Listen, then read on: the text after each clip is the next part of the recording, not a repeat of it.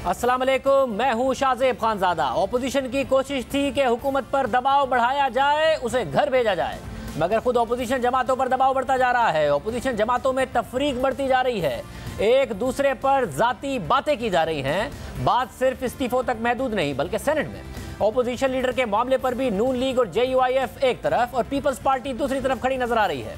गुज़िश्ता रोज media से बात करते हुए मरियम नवाज ने कहा कि यह तय हुआ था कि सेनेट में ऑपोजिशन लीडर नून लीग से होगा, किसी की हार जीत के बाद इसमें तब्दीली की गुंजाइश नहीं। मगर इस हवाले से आज बिलावल भुट्टो जरदारी का जवाब सामने आ गया और मीडिया से बात करते हुए बिलावल भुट्टो जरदारी ने कहा कि जिसकी अक्सरियत हो ऑपोजिशन लीडर भी उसी जमात का होता है। साथ ही 17 मार्च को मरियम नवाज ने एक ट्वीट किया था जिसमें उन्होंने लिखा था कि जिसको परेशान होना चाहिए वो तो सिलेक्टेड है, क्योंकि उसे इस्तेमाल किया जा चुका है और अब उसका मुतबादिल तैयार किया जा रहा है। मरियम नवाज के इस ट्वीट के हवाले से आज बिलावल भुट्टो जरदारी से सवाल हुआ, तो सुनिए उन्होंने क्या जवाब दिया।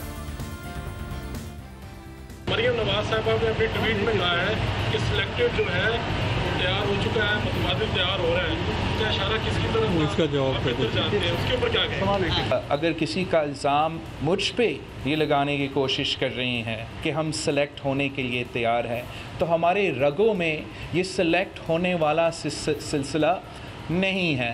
लाहौर से कोई दूसरा सियासी ख़ानदान है जिसमें ये माजी उनका तो रहा है। दोनों जमातों में बात जाती हमलों तक आ गई है। पिछला PDM का इजलास, उसमें जरदारी साहब की तकरीर और उसके बाद ये सब हो रहा है। मरियम नवाज ने गुज़िश्ता रोज़ मीडिया से बात करते हुए ये भी इशारा दे दिया कि नून लीग और JUIF भी बड़े बड़े जलसे कर सकती हैं, किसी और की ज़रूरत नहीं, मगर बेहतर होगा कि सारी ऑपोजिशन अवाम के मुतालबात पर मुत्तहिद हो। तफसील से बात करेंगे। नून लीग के रहनुमा राना सनाउल्लाह साहब हमारे साथ मौजूद हैं, कमरुज़्ज़मा कायरा साहब पीपल्स पार्टी से हमारे साथ मौजूद होंगे। राना साहब बहुत शुक्रिया। इससे कुछ देर पहले आप खुद मियां नवाज शरीफ की तकरीर और जो मीटिंग थी आपकी उसमें उन्होंने खिताब भी किया है, वो सुनकर आ रहे हैं। जो भाई भाई वाली सिचुएशन थी, बहन भाई वाली सिचुएशन थी, वो 2-3 दिन में बदल गई है। सिर्फ लीडर ऑफ दी ऑपोजिशन पर आप लोग हुकूमत गिराने चले थे मिलके, लीडर ऑफ दी ऑपोजिशन पर आप दोनों का इख्तलाफ हो गया है। मरियम नवाज ने कहा फैसला हो गया था, बिलावल ने कहा सबसे बड़ी पार्टी हम हैं, हमारा हक है। साथ में उन्होंने कहा कि सिलेक्ट होने वाला जो सिलसिला है वो हमारी रगों में नहीं है, लाहौर का एक और ख़ानदान है, ये उसकी हिस्ट्री है। अभी बिलावल भुट्टो जरदारी साहब ने मंसूरा में खड़े होकर ये बात की है, जहां वो कहा भी जा रहा है कि एक सेनेटर जो जमात इस्लामी का उसकी सपोर्ट लेने गए थे ताकि लीडर ऑफ द ऑपोजिशन वो अपना बना सके। देखिए, जहां तक भाई भाई या बहन भाई की बात है तो सारे पाकिस्तानी जो है वो आपस में भाई भाई भी हैं और बहन भाई भी हैं। और जहां तक सियासी मामलात का तल्लुक है तो सियासत में हर कोई जो है वो अपने जो है वो मामलात को असूल की बुनियाद पे या अपने सियासी हक की बुनियाद के ऊपर जो है वो देखता है। लीडर ऑफ द अपोजिशन का मामला अगर तो PDM के लेवल पे या उनकी मीटिंग में बैठ के तय नहीं हुआ तो फिर तो बिलावल भुट्टो जरदारी साहब की बात जो है वो ठीक हो सकती है। लेकिन अगर वहां पे बैठ के ये बात तय हुई है कि चेयरमैन का कैंडिडेट, डिप्टी चेयरमैन का कैंडिडेट और लीडर ऑफ द अपोजिशन जो है वो तीनों जमातों में, जो कि वहाँ पे सेनेट में भी और कौमी असम्बली में भी नंबर के लिहाज से बड़ी जमातें हैं, तो इस तरह से तकसीम होगा तो फिर ये भी एक बहुत बड़ा डेमोक्रेटिक असूल है कि किसी भी इत्तेहाद में बैठ के जो चीज़ें तय हों उन चीज़ों की पासदारी होनी चाहिए। तो राना साहब वो नहीं मान रहे, पहले तो सिर्फ सेकंड टियर लीडरशिप की तरफ से आ रही थी, राजा परवेज अशरफ साहब कह रहे थे, कायरा साहब कह रहे थे, अब बिलावल भुट्टो जरदारी ने डायरेक्टली कह दिया है। और ऐसे ही नहीं सिराजुल हक साहब से मिलने गए क्योंकि नेक टू नेक है आप लोगों का मुकाबला। वैसे तो पीपल्स पार्टी की सीटें ज़्यादा हैं मगर आपकी तरफ भी इत्तेहादी हैं, तो एक सेनेटर के लिए वो मिलने भी आज सिराजुल हक साहब से गए जो कि कहा जा रहा था, और वहाँ जाके उन्होंने ये बात की है कि एक तो हमारी हिस्ट्री नहीं है सिलेक्टेड वाली और दूसरा हमारा होना चाहिए लीडर ऑफ द ऑपोजिशन। हुकूमत आपने क्या गिरानी है मिलके, जब आप लोग एक लीडर ऑफ द ऑपोजिशन के ऊपर आपका इत्तेफाक नहीं है, जिन बातों पर आप लोग का इत्तेफाक होता है? देखिए, अगर लीडर ऑफ द अपोजिशन के ऊपर इत्तेफाक नहीं है तो जहां तक जमात इस्लामी के एक वोट का ताल्लुक है तो ये तो मुझे नहीं समझ के ये वहां पे एक वोट के लिए क्यों गए हैं या किसी और मकसद के लिए गए हैं। JUI जो है उसके जो 5 वोट हैं वो फैसला कुन है। अगर मौलाना फजल रहमान ने जो PDM के सदर भी हैं अगर वो ये कहते हैं कि ये बात नहीं हुई तो वो बेशक पीपल्स पार्टी के पलड़े में अपना वजन डाल दें, लेकिन अगर वो अपना वजन हमारे पलड़े में डालें तो हमारे पास जो है वो अक्सरियत हो जाती है।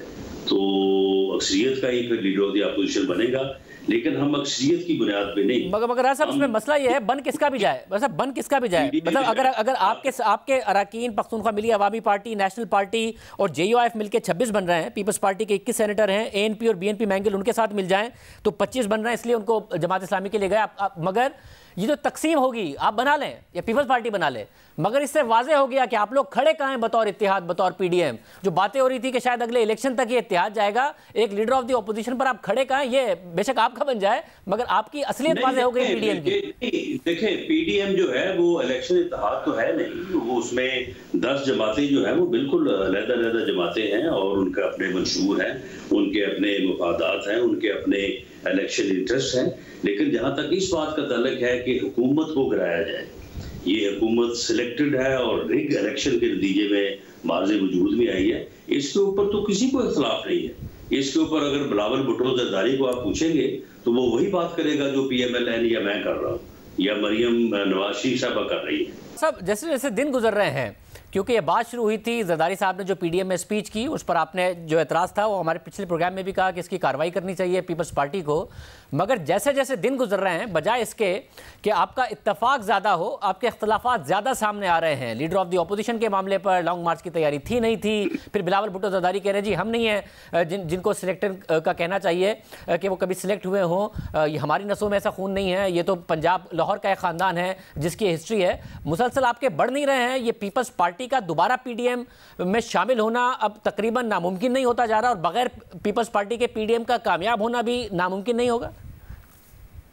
देखिए ये इख्तलाफात जो है ये सिर्फ बयानात की हद तक हैं और मैं उसका हिस्सा नहीं बनना चाहता, लेकिन और इसके जवाब में जो है वो सारी बातें जो है वो की जा सकती हैं, लेकिन मैं समझता हूँ कि ये बयानात की हद तक मामला है। PDM की 9 जमातें एक तरफ हैं, पीपल्स पार्टी एक तरफ है। 9 जमातें ना तो PTI लेड गवर्नमेंट के साथ इत्तेहाद में जा सकती हैं और ना ही पीपल्स पार्टी जो है वो जा सकती है। बाकी अगर किसी ने किसी जगह पे कोई बात तय की है तो वो फिर आने वाले दिनों में जो है वो हर चीज सामने आ जाएगी। ये चीजें जो है वो छुपी तो नहीं रहती। तय वाली बात है वही ना कि आप सिलेक्टेड और सिलेक्टर का कहकर लड़ने निकले थे और एक दूसरे पर सिलेक्टेड होने का ताना दे रहे हैं।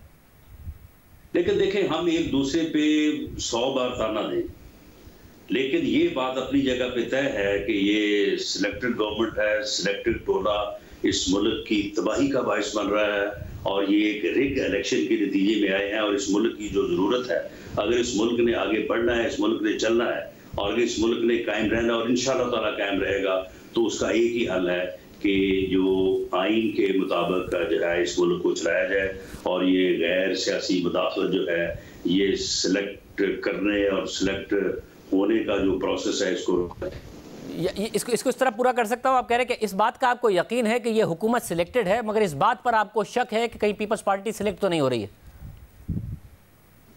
नहीं देखिए मैं इस बारे में कोई यकीन के साथ बात तो नहीं कह सकता, लेकिन क्योंकि ये उस दिन जो मीटिंग को सबोताज किया गया तो उसमें ये बात अभी जो है ये इंक्वायरी तलब है कि क्या ये जो उस दिन की कार्रवाई हुई है या उससे पहले चेयरमैन सेनेट का जो इलेक्शन खराब किया गया है 7 वोटों को जो है वो नाम पे मोड़ लगवा के, तो ये चीजें जो हैं वो किसी गलती की बुनियाद पे, गलतफहमी की बुनियाद पे हुई है या कोई इनमें जो है वो कोई दानिशा कोशिश थी। अब इसके ऊपर जो है पीपल्स पार्टी को तो पहले खुद इस बात को इंक्वायर करना चाहिए और इसके ऊपर क्लैरिटी जो है वो लानी चाहिए।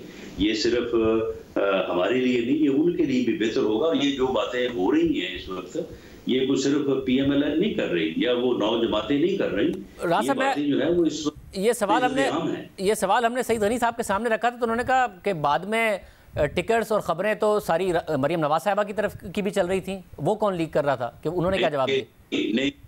नहीं बिल्कुल सईद गनी साहब को फिर इस बात की पूरी इंफॉर्मेशन नहीं होगी।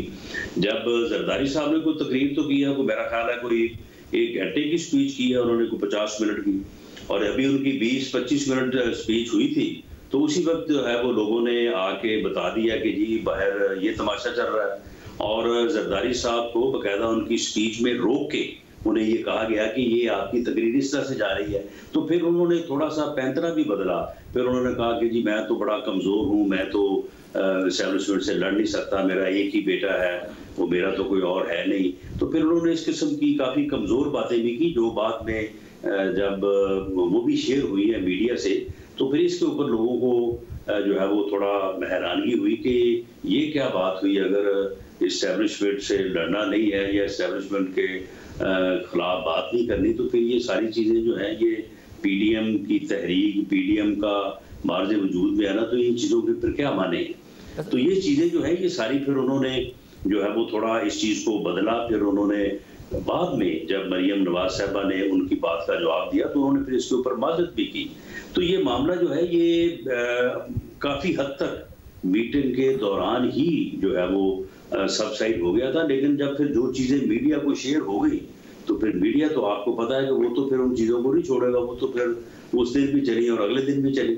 सब ये जो आपने कहा, जरदारी साहब ने कहा कि मैं लड़ नहीं सकता, मेरा एक ही बेटा है, तो ये जो मौलाना फजलुर रहमान साहब ने तकरीर की थी कि सियासत में गिरफ्तार होने से डरते क्यों हो, वो क्या जरदारी साहब ने कोई ऐसी बात की थी? उसका हवाला दे रहे थे वो? जरदारी साहब ने उसमें जो है वो ये बातें की थी, ये इससे तो कोई इनकार नहीं कर सकता। उनकी अपनी आवाज़ में ये रिकॉर्डिंग मौजूद है कि उन्होंने इस तरह की बात की कि मैं खुद या आवाम को इस्टेब्लिशमेंट से नहीं लड़ा सकता, और उन्होंने अपने बिलावल की बात की कि मेरा तो एक ही बेटा है। तो इस तरह की उन्होंने बातें, एक तरफ उन्होंने बात की कि मैंने बहुत लंबी जेब काटी है। तो ये उस दिन कोई समझ नहीं आई बात कि जरदारी साहब दरअसल कहना क्या चाहते थे, और इस तकरीर को अगर खुद जो है वो मीडिया से शेयर किया गया दौराने स्पीच ही, तो उसके क्या मकसद थे, या अगर किसी ने ये शरारत की है तो फिर उसको अभी तक पीपल्स पार्टी ने क्यों उसका नोटिस नहीं लिया? क्योंकि इससे जहाँ पे पीडीएम को नुकसान हुआ है या पीडीएम की तहरीक को जो है वो एक दचका पहुंचा है, तो इसमें पीपल्स पार्टी भी उस दिन से जो है वो अंडर क्वेश्चन है। और जरदारी साहब की वो जो वोट हैं, तो वो 7 वोट नाम के ऊपर ठप्पे लगाए गए हैं, उसके ऊपर भी बड़ी लहदे है कि भी क्यों ये नुस्खा कीमिया जो है ये किसने इजाद किया और ये वोट कंट्रोवर्शियल क्यों बनाए गए। वरना अगर गिलानी साहब उस दिन 49 वर्सेस 48 जीत जाते तो क्या सूरत हाल होती है और कितना बड़ा धचका जो है वो गवर्नमेंट को लगता। और जरदारी साहब के आपने कहा रिकॉर्डिंग भी मौजूद है, तो जरदारी साहब की उस तकरीर की रिकॉर्डिंग आप लोगों के पास मौजूद है? नहीं, वो जब उन्होंने वो जो स्पीच की है तो उसके ये सारे हिस्से जो हैं वो मौजूद हैं, मीडिया के पास मौजूद हैं, तो इससे तो कोई इनकार नहीं है कि उन्होंने ये बातें जो है वो नहीं की। और बाद में उन्होंने जो रिस्पॉन्ड किया मरियम नवाज शरीफ की स्पीच को, बल्कि उन्होंने बड़ा रिस्पेक्टफुली जो है वो मरियम नवाज शरीफ को उन्होंने एड्रेस किया जब उन्होंने, लेकिन with great respect Maryam Nawaz ने भी बात की उनसे कि ये बात आपकी दुरुस्त नहीं है, तो उन्होंने भी उन्हें बेटी कह के कहा कि जी मैं अगर आपको इस चीज़ का दुख पहुंचा है तो मैं माजरत खा हूँ। बहुत शुक्रिया। राना सनाउल्लाह साहब हमारे साथ मौजूद थे। पीपल्स पार्टी का मौक़िफ़ मालूम करेंगे एक ब्रेक के बाद। ब्रेक से पहले बड़ी अहम बातें राना सनाउल्लाह साहब की तरफ से की गई। पाकिस्तान पीपल्स पार्टी के सीनियर रहनुमा जो उस मीटिंग में मौजूद थे, कमर जमा कायरा साहब हमारे साथ मौजूद है। कायरा साहब बहुत शुक्रिया। कायरा साहब, जाहिर है उस मीटिंग की बहुत ज़्यादा बातें मंजर आम पर आई। राना सनाउल्लाह साहब कह रहे हैं कि उस मीटिंग में तो जरदारी साहब ने यह भी कहा कि मेरा एक ही बेटा है, मैं एस्टैब्लिशमेंट से नहीं लड़ सकता हूँ। इस किस्म की बातें भी उनकी तरफ से की गई थी। शाहजेब साहब, इस तरह की गुफ्तगू हुई, लेकिन उसका तनाजुर क्या था?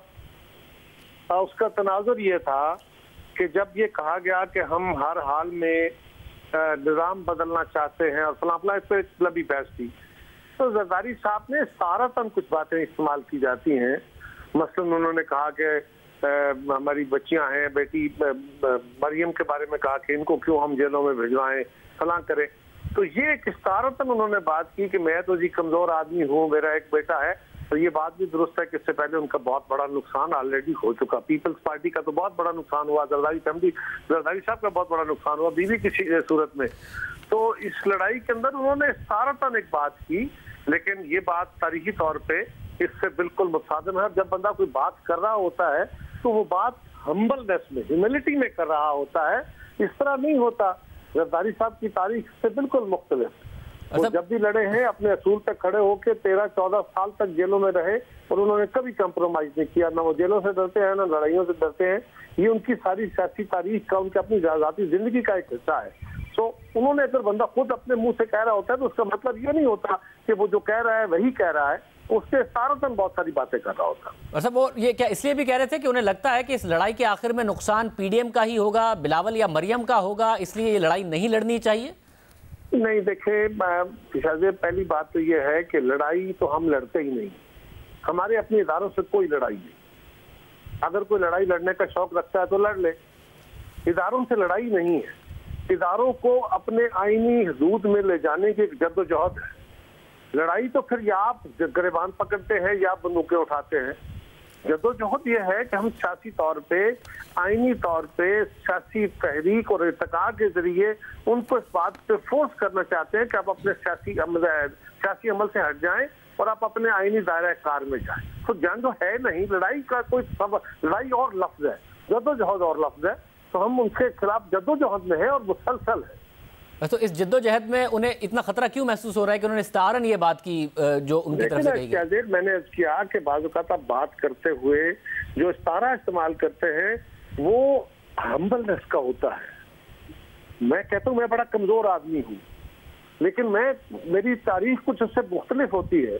लोगों के अंदर मेरे बारे में पता है लोगों को, कौन को कि मैं क्या हूँ, लेकिन मैं कहता हूँ जी मैं बड़ा मिस्कीन आदमी हूँ, मैं बड़ा कमजोर आदमी हूँ, तो उसके माने कुछ और होते हैं। लेकिन वो ये कह रहा है कि भाई आप अगर लड़ना चाहते हो आप इस लड़ाई, और वो ये भी कह रहे थे कि ये लड़ाई इस तरह नहीं है जिस तरह आप लड़ना चाहते हैं।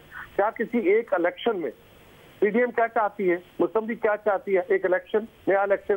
क्या एक इलेक्शन के जरिए हम अपने रियासती इदारों के अमल दखल को खत्म कर पाएंगे? नहीं। हम कहते हैं इसमें कई इलेक्शन लग सकते हैं, लेकिन ये तसलसल जद्दोजहद है।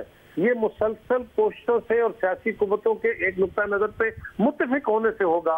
ये किसी एक इलेक्शन के नतीजे में नहीं हो जाएगा। और वो इलेक्शन कैसे होगा, उस इलेक्शन का क्या तरीकाकार होगा? आज अगर इस्तीफा देने से हुकूमत चली जाती है तो उसके बाद क्या होगा? नया इलेक्शन। पहली बात तो यह है कि हुकूमत कहती है हम बाई इलेक्शन कराएंगे।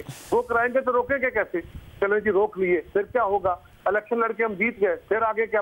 अगर हम ये समझते हैं कि नया इलेक्शन पूरा जनरल इलेक्शन आ जाएगा तो वो इसी इलेक्शन कमीशन, इन्हीं इलेक्शन लॉज, इन्हीं सारे प्रोसीजर्स के तहत लड़ा जाएगा, तो फिर वही सूरत हाल खड़ी हो जाएगी। तो उसके नतीजे में कैसे होगा कि साहब मैं इस वाले पर सवाल पर आऊंगा, मगर मुझे एक और बात बताइएगा। आज बिलावल भुट्टो जरदारी ने, आप भी मौजूद थे जब मंसूरा में उनकी तरफ से प्रेस कॉन्फ्रेंस की गई। मरियम नवाज का 17 मार्च का एक ट्वीट है जिसमें उन्होंने कहा कि जिसको परेशान होना चाहिए वो सिलेक्टेड है क्योंकि उसे इस्तेमाल किया जा चुका है और अब उसका मुतबादिल तैयार किया जा रहा है। इस ट्वीट के कॉन्टेक्स्ट में जब सवाल हुआ तो बिलावल भुट्टो जरदारी ने कहा कि मेरे खानदान की नहीं है हिस्ट्री सिलेक्ट होने की, वो एक लाहौर का खानदान है। ये पर्सनल हो गया आप लोगों का आपस में मामला, ये आपके ताल्लुकात बेहतर हो सकते हैं अब जो बिलावल ने ये जवाब दिया? देखिए, क्या मरियम को ये बात कहनी चाहिए? आपको कोई शक है उन्होंने किसको कहा? आपको यकीन है कि बिलावल के बारे में ही कहा कि मुतबादिल के तौर पर तैयार? आपसे पूछ रहा हूँ, आपको कोई शक है किसके बारे में कहा? मैं इसलिए आपसे पूछ रहा हूँ, आपको यकीन है कि बिलावल भुट्टो जरदारी के बारे में? मैं तो आपसे पूछ रहा हूँ ना, मैं तो इसलिए कर रहा हूँ कि किसी को शक नहीं। आप मुझे बता दें आपको शक है? मुझे शक है, मैं इसलिए सवाल पूछ रहा हूँ। अगर आपको यकीन है तो आप बता दीजिए। नहीं, बिल्कुल नहीं। देखिए, बात यह है कि बात इस्तारों में होती है। उन्होंने भी बात जो कही वो सारी कौम समझती है, हमने भी जो बात कही सारी कौम समझती है, और इस बात को हम इतना ही करना चाहते हैं। उसके जवाब में एक बात कही गई है, एक सवाल हुआ, उस सवाल के जवाब में जो ट्वीट हुई थी उसके जवाब में इतनी ही बात कही जा सकती है फिलहाल, बाकी फिर देखेंगे सब। और साथ में मरियम नवाज ने बड़ा वाजे किया था कि जी चेयरमैन सेनेट जीतने हारने की बात नहीं हुई थी, उसूली बात तय हुई थी। मगर बिलावल भुट्टो जरदारी ने आज भी वाजे किया कि जी हमारा होना चाहिए लीडर ऑफ द ऑपोजिशन। तो ये इख्तलाफ कैसे दूर होगा? और क्या जमात इस्लामी से भी आपने कहा कि एक सेनेटर आपको vote they leader of the opposition के लिए, आपका साथ दे? सवाल यह है कि अब गिलानी साहब का इलेक्शन तो छीना गया, दाता पड़ा ना। एक प्रिंसिपल की बात है, गिलानी साहब को वोट दिए, शुक्रिया, लेकिन क्या ये कोई जीती हुई सीट थी? क्या सिर्फ हमारे वोटों से ये काम मुकम्मल हो गया था? मुस्लिम लीग अगर हमें अपने कौमी असम्बली में वोट ना देती तो गिलानी साहब सेनेटर मुंतखब नहीं हो सकते थे। ये बात दुरुस्त है, हम उनका शुक्रिया अदा करते हैं। लेकिन ये जायंट जद्दोजहद थी। इस जायंट जद्दोजहद में पीपल्स पार्टी ने एक रिस्क लेते हुए अपने सीनियर मोस्ट बंदे को इसमें लॉन्च किया और उनका सर आगे किया। उसके बाद चेयरमैन के प्लेटफॉर्म पे उसके ऊपर क्या हुआ? क्या हमने वो रिस्क सारे नहीं लिए? और आज भी हम क्या कह रहे हैं कि हमसे इलेक्शन छीना गया है। आप उस इलेक्शन को, हम आज पिटीशन हो गई, क्या जल्दी है? गिलानी साहब सीनियर मोस्ट बंदे हैं, इन हालात में उनको वैसे भी आना चाहिए। तो हमारी गुजारिश ये है कि आप गिलानी साहब को इसका फैसला आने दें। तब तक वो सीनियर मोस्ट के तौर पे और इन हालात में जब सेनेट के इलेक्शन में उनकी जो पोजीशन आई है उसमें उनको अगर आप लीडर ऑफ द अपोजिशन लेके चलते हैं उसके बाद इसका फैसला हो जाएगा। इसमें कोई ऐसा बड़ा मसला नहीं है। क्या ये दुरुस्त है कि आप लोगों ने कमिट, आप लोगों ने बड़ा ऑफिस नहीं है कि लीडर ऑफ द अपोजिशन के लिए आपने कमिट किया था? क्या ये दुरुस्त है? बड़ा ऑफिस नहीं है तो आप क्यों कमिटमेंट से पीछे हट रहे हैं? ये है कि मैं वहाँ जो बात हुई थी वो कोई एम्बिग्विटी में थी। इस तरह की कोई गुफ्तगू हुई थी, मैं क्योंकि उस मीटिंग में था नहीं जिसमें ये बातें हुई। लेकिन जहाँ वो बातें हुई वहाँ को क्लियरली कोई कैटेगोरिकली तय बातें नहीं हुई थी। लेकिन मैं आज भी कह रहा हूँ कि हमें इसका रास्ता निकालना चाहिए। ये कोई इतनी बड़ा ऑफिस नहीं है कि जिसके ऊपर डेडलॉक खड़े किए जाए। तो आप पीछे हट सकते हैं भाई? उनके पास ऑलरेडी चेयरमैन सेनेटर, उनके पास स्पीकर कौमी असम्बली अपने है, लीडर ऑफ द अपोजिशन कौमी असम्बली है, उनके पास पीएसी है जो पार्लियामान की है, दोनों ऐवानों की है। और फिर भी हम कहते हैं कि इसको फिर देख लें। लेकिन इस वक्त के हालात में आज जो तनाजुर में हो रही है बातें, उसको उस तनाजुर में देखते हुए अगर गिलानी साहब का फैसला आने तक उनको चलाते हैं तो एक अच्छा जेस्चर होगा। आपको लगता है पीडीएम किसी भी तरह इस हुकूमत को गिरा सकती है मुत्तहिद होकर दोबारा? देखिए शाहजेब, पहली बात कि ये बातें नहीं होनी चाहिए थी, पर्सनल लेवल पे गुफ्तगू नहीं होनी चाहिए थी। किसकी तरफ से हुई ये मैं उसको अभी इसकी ज्यादा डिटेल में नहीं जा रहा मैं। लेकिन ये बातें जो जरदारी साहब ने भी की, वो बातें भी मियां नवाज शरीफ साहब की गुफ्तगू के जवाब में थी, वो एट इट्स ओन नहीं थी। उसका भी एक रेफरेंस था, उसकी पिछली मीटिंग में भी थी। अगर ये बातें हुई तो कुछ वक्त कर लेंगे उस पर भी बात। लेकिन सवाल ये है कि ये पर्सनलाइज बातें नहीं होनी चाहिए, सियासी अमल की बातें होनी चाहिए और अपने अपने जज्बात और लहजे हमें कंट्रोल रखने चाहिए। हम सारी सियासी जमातें एक दूसरे के लिए बहुत काबिल एहतराम है, किसी को किसी दूसरे की जरूरत नहीं होगी। लेकिन ये कहना कि हमें किसी की जरूरत नहीं है, हम अकेले ही काफी है, ये मैसेजिंग अच्छी नहीं है। हाँ, हुकूमत के खिलाफ हम सारे इकट्ठे हैं और हमें हुकूमत को एक बड़ा जवाब देने के लिए जिस तरह हमने इकट्ठे होकर बाई इलेक्शन लड़ा, पहले जलसे जुलूस किए, बाई इलेक्शन लड़ा, हमने सेनेट का इलेक्शन लड़ा, चेयरमैन का इलेक्शन जीता, इसी यकीन के साथ हम हुकूमत का नुकसान पहुंचा सकते हैं या उससे छुटकारा पा सकते हैं। अदरवाइज हमारे इस इख्तिलाफ से यकीनन हुकूमत का फायदा होगा। बहुत शुक्रिया कमरुज़्ज़मा खैरा साहब की गुफ्तगू आपने सुनी। प्रोग्राम में एक ब्रेक शामिल करते हैं और आप पर बात करेंगे। कोरोना वायरस की तीसरी लहर के तेजी से फैलाव की वजह से national command and operation centre ने मजीद पाबंदी आयद करने और एसओपीज की खिलाफवर्जी पर क्रैकडाउन का फैसला किया है। मुसलसल 5 दिन से मुल्क भर में यौमिया 3000 से ज्यादा केसेस रिपोर्ट हो रहे हैं। गुज़िश्ता 24 घंटों के दौरान कोरोना के 3669 मजीद नए केसेस सामने आए और मस्बत केसेस की शरह 8.4% तक पहुंच गई है। गुज़िश्ता 24 घंटों में कोरोना से 20 अमवात हो चुकी हैं। कोरोना के तेजी से फैलाव की रोकथाम के लिए आज एनसीओसी के इजलास में फैसला किया गया है कि जिन इजला या शहरों में मस्बत केसेस की 3 दिन की शरह 8% से ज्यादा है, उन पर मजीद नई पाबंदियां आयद की जाएंगी और जहां मस्बत केसेस की शरह 8% से कम है, वहां पहले से आयद पाबंदियों को जारी रखा जाएगा। बढ़ते हुए केसेस के पेश नजर तालीमी इदारे खोले जाएंगे या बंद रखे जाएंगे, इस हवाले से फैसलों का जायजा 24 मार्च को लिया जाएगा। एनसीओसी के एलामिये के मुताबिक रात 8 बजे तक तमाम कारोबारी सरगर्मियां बंद करने का फैसला किया गया है, जबकि हफ्ते में 2 दिन कारोबारी सरगर्मियां बंद रहेंगी। कारोबार बंद रखने के लिए 2 दिनों का तयन सूबे करेंगे। एनसीओसी के मुताबिक मुल्क भर में सिनेमा और मज़ारात मुकम्मल बंद रहेंगे, जबकि कोरोना एसओपीज के साथ 300 अफराद पर मुश्तमिल इज्तिमात की इजाज़त होगी। 300 अफराद पर मुश्तमिल आउटडोर शादी तकरीबात रात 10 बजे तक 2 घंटे के लिए होंगी। एलामिया में कहा गया है कि मुल्क भर में हर किस्म की इंडोर डाइनिंग पर पाबंदी लगा दी गई है और रात 10 बजे तक सिर्फ आउटडोर डाइनिंग की इजाजत होगी, जबकि तमाम तफरीही पार्क बंद रहेंगे। बंद मकामात पर होने वाले तमाम सकाफती, मौसीकी और मजहबी इज्तिमात पर पाबंदी होगी। तमाम सरकारी, निजी दफातर और अदालतों में 50% तक घर से काम करने की पॉलिसी होगी। मास्क पहनने को लाजमी करार दिया जाएगा। एलामिया में बताया गया है कि एनसीओसी के फैसलों पर अमल दरामद फौरी तौर पर किया जाएगा और इसका इतलाक 11 अप्रैल तक रहेगा और 7 अप्रैल को सूरत हाल का दोबारा जायजा लिया जाएगा। मस्बत केसेस की शरह सबसे ज़्यादा पंजाब के शहरों में रिपोर्ट हो रही है। गुज़िश्ता 24 घंटों में मस्बत केसेस की शरह सबसे ज़्यादा रावलपिंडी में 27%, लाहौर में मस्बत केसेस की शरह 17.9%, गुजरावाला में 15.9% रही। मस्बत केसेस की शरह पेशावर में 14.8%, मुल्तान में 10.7%, इस्लामाबाद में 8.5%, जबकि कराची में 3.3% रही। आज वज़ीर आज़म इमरान खान के मौमन ख़ुसूसी शहबाज गिल ने अपनी ट्वीट में वज़ीर आज़म इमरान खान की तस्वीर शेयर करते हुए लिखा कि खान साहिब अब आज अपना मामूल का दफ्तरी काम कर रहे हैं। हफ्ते के रोज़ वज़ीर आज़म इमरान खान और उनकी अहलिया में कोरोना की तस्दीक हुई थी, जिसके बाद वो अपने घर में करंतना में हैं। हम उनकी सेहत के लिए दुआ गो हैं। असद उमर साहब, वफाकी वज़ीर मनसूबाबंदी, चेयरमैन NCOC हमारे साथ मौजूद हैं। असद उमर साहब बहुत शुक्रिया। असद उमर साहब, जो 8% से ज़्यादा रेट है जो कि ज़्यादातर पंजाब के कुछ शहरों में, इस्लामाबाद में और पेशावर में नज़र आ रहा है, वहाँ पर ये नए SOPs लागू होंगे, जबकि जो दूसरे एरियाज़ हैं वहाँ पर स्टेटस को रहेगा? जी बिल्कुल ऐसा ही है। स्टेटस को इस लिहाज से कि जो नए इक़दाम हैं वो उन पे अप्लाई नहीं करेंगे। कल अगर खुदा न खास्ता बढ़ती है और 8% से ऊपर चला जाता है तो फिर वहाँ पे इतलाक़ होगा। लेकिन एक चीज़ जो सबसे ज़्यादा जिस पे आज जोर दिया गया वो ये कि जो पहले अहकामात हुए हुए भी थे, जो नोटिफिकेशन हुआ हुआ था, उस पर अमल दरामद नहीं हो रहा। जिस तरीके से हमने पहली वेव के अंदर देखा और एक हद तक दूसरी वेव में भी देखा कि इंतज़ामी इन्फोर्समेंट जो थी इन अहकामात की वो कदरे बहुत बेहतर थी, इस दफ़ा जो है वो ना होने के बराबर नज़र आ रही है। और हमने ख़ास तौर पे इसके लिए एक स्पेशल ऑडिट भी करवाया था और उस ऑडिट के नताइज भी हमें यही दिखाते हैं कि बिल्कुल अमल दरामद नहीं हो रहा। तो वो सारे पाकिस्तान के लिए है, वो ज़ाहिर है सिंध के भी तमाम इलाकों के अंदर उसका इतलाक़ होगा कि जो नोटिफिकेशन पहले जारी किए गए हैं, गाइडलाइंस दी गई हैं, उनके ऊपर अमल दरामद कराया जाए। मतलब ये जो नई किस्म है और जो इतना तेज़ी से फैला है, क्या ये वायरस की एक नया वेरिएंट है जिसकी वजह से ये पंजाब में तेज़ी से फैला और ट्रैवलिंग की वजह से हुआ? जी, इसकी जो बुनियादी वजह जो बनी है ना तीसरी लहर की, वो शाज़े वो है ये कि हमने देखा कि कुछ अज़ला के अंदर आज़ाद कश्मीर के और पंजाब में एकदम से हमें बढ़ती हुई नज़र आई पॉजिटिविटी। तो जब हमने देखा वो अज़ला वो नज़र आ रहे थे जो जहाँ के लोग जो हैं वो बड़ी तादाद में सेटल हैं UK के अंदर, और ज़ाहिर रिश्तेदार आगे पीछे आते जाते रहते हैं।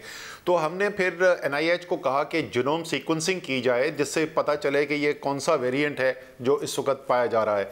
तो वो उन अज़ला के अंदर हमें नज़र आया कि UK का वेरिएंट जो है, बरतानिया वाला जो है, वो बहुत ज़्यादा फैल चुका है। फिर हमने वो बाकी पाकिस्तान के अंदर भी कराया तो पता ये चला कि पंजाब के अक्सर इलाकों के अंदर, आज़ाद कश्मीर, इस्लामाबाद और KP के कई इलाकों के अंदर अब वो निस्फ से भी ज़्यादा तादाद में जो केसेस हो रहे हैं वो बरतानिया के वेरिएंट के हैं। ये सिंध और बलूचिस्तान में अभी निस्बतन कम है, लेकिन जाहिर है एक ही मुल्क है, लोग ट्रैवल करते हैं आगे पीछे, इसलिए हमने ख़ास तौर पे इन दोनों सूबों को हफ्ते के दिन जो हमारी मीटिंग हुई थी उसमें हमने कहा था कि अपना इस बात का ज़रूर ख्याल रखा जाए कि जिस तरीके से जब ये आता है तो वो फैलता बहुत तेज़ी से है, और वही हमने देखा दूसरे इलाकों के अंदर। तो उम्मीद है कि एक प्रोएक्टिवली फैसले किए जाएंगे। ज़ाहिर है हम रोज़ाना की बुनियाद के ऊपर देख भी रहे हैं।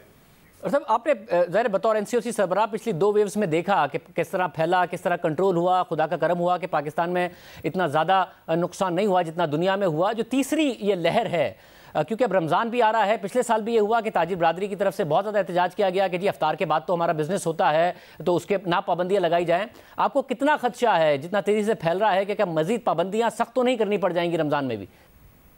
देखिए शाहज़ेब, ये आपने बहुत अच्छा नुक्ता उठाया। देखिए ये एक वजह जो हम फौरी तौर पे ये इक़दाम करना चाहते थे, ये हम ज़ाहिर है मुसलमान जो है इंतज़ार करते हैं, रमज़ान का ख़ास इबादत का महीना होता है, तो हम चाहते हैं कि वो इबादत का महीना जो है वो सुकून से गुजरे, लोग जो हैं वो अपनी इबादत के ऊपर तवज्जो दें, ना कि एक अफरा तफरी फैली हुई हो और चारों तरफ जो है ये वबा इतनी तेज़ी से फैल चुकी हो कि लोगों को सेहत की फ़िक्र पड़ी हो। इसलिए अगर हम अभी फौरी तौर पर इक़दाम कर लेंगे तो फिर हम रमज़ान भी एक बेहतर तरीके से हम गुजार सकेंगे, इबादत जो करना चाहते हैं वो भी बेहतर तरीके से हो सकती हैं।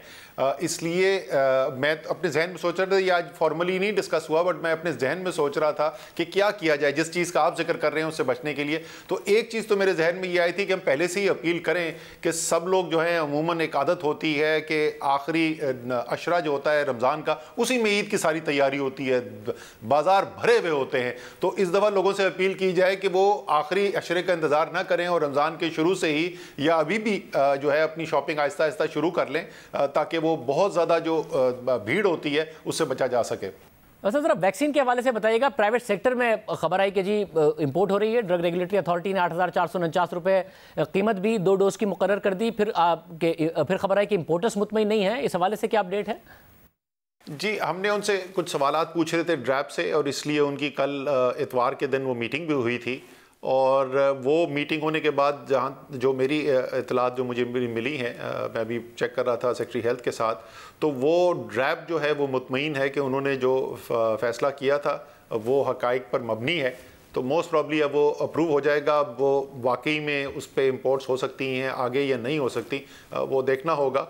लेकिन वो थोड़ा सा कॉम्प्लिकेटेड केस है। ड्रैप का अपना, उनकी जो प्राइसिंग कमेटी है, उनका मानना यह है कि उनके पास जो फैक्ट्स मौजूद हैं, जो हक़ाइक़ मौजूद हैं, उसके लिहाज से उन्होंने ठीक फ़ैसला किया है। यानी मुमकिन तौर पर तकरीबन 8,500 में ये वैक्सीन प्राइवेट सतह पर अवेलेबल होगी और हुकूमत भी वैक्सीन इंपोर्ट करती रहेगी। देखें, ये तो यही तो अभी असल सवाल है कि वो चले, कीमत तो मुतय्यन होगी। अगर ड्रैप ने सही फ़ैसला किया है और इससे कम उनकी लागत है तो वो नहीं तो कोई और इंपोर्ट कर लेगा। और अगर ड्रैप ने ये गलत असेसमेंट की है तो फिर जाहिर है वो इंपोर्ट नहीं हो सकेगी और फिर उसको रिकन्सिडर करना पड़ेगा। लेकिन इस वक्त यही है। मैं सिर्फ इस बात को ज़रूर एम्फसाइज़ कर दूं कि इस वक्त पाकिस्तान के अंदर लाखों की तादाद के अंदर वैक्सीन मौजूद है। 25 या 26 तारीख को 60,000 और कैंसाइनो की आ रही हैं। ये कैंसाइनो वो है जिसकी पहले ट्रायल्स भी पाकिस्तान हुए थे। और 30 या 31 तारीख को जो है 10 लाख मज़ीद साइनोफार्म की आ रही हैं। तो ये 50,000 अवेलेबल होना जो है वो ज़ाहिर अच्छी बात होगी कि मज़ीद अवेलेबल हो जाएँ। लेकिन ऐसा नहीं है कि दारोमदार इसके ऊपर है। हुकूमत जो है वो इंतज़ाम कर रही है और जो लोग हुकूमत से मुफ्त में वैक्सीन लगवाना चाहते हैं उनके लिए ये दस्तयाब कर दी जाएगी। बहुत शुक्रिया सुनो साहब, क्योंकि आपने सुनी। एक और खबर बात करेंगे एक ब्रेक के बाद।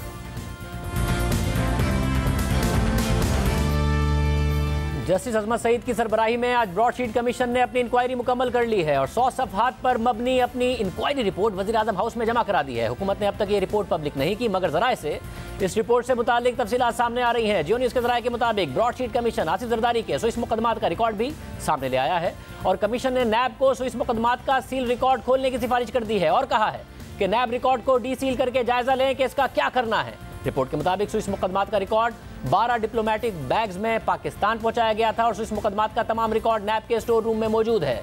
इसके अलावा ब्रॉडशीट कमीशन के हवाले से यह खबर भी सामने आई कि ब्रॉडशीट कंपनी को जो $15 लाख की अदायगी की गई थी उसका रिकॉर्ड मौजूद नहीं है। रिपोर्ट के मुताबिक वजारत खजाना, कानून और अटॉर्नी जनरल ऑफिस से फाइलें चोरी हो गई और पाकिस्तानी हाई कमीशन लंदन से भी अदायगी की फाइल से इंदराज का हिस्सा गायब हो गया है। ब्रॉडशीट कमीशन को तमाम तफसीलात नैब की दस्तावेजात से मिली। रिपोर्ट के मुताबिक ब्रॉडशीट कंपनी को $15 लाख की रकम गलत अदा की गई थी और गलत शख्स को अदायगी रियासत पाकिस्तान के साथ धोखा है। अदायगी को सिर्फ बेएहतियाती करार नहीं दिया जा सकता। अभी मुकम्मल रिपोर्ट रिलीज नहीं हुई है, मगर हुकूमत को मिल गई है। तहरीक इंसाफ के रहनुमा शिबली फराज ने ब्रॉडशीट कमीशन की रिपोर्ट मौसूल होने की तस्दीक की और कहा कि 1-2 दिन में रिपोर्ट रिलीज कर दी जाएगी। इजाज़त दीजिए, अल्लाह।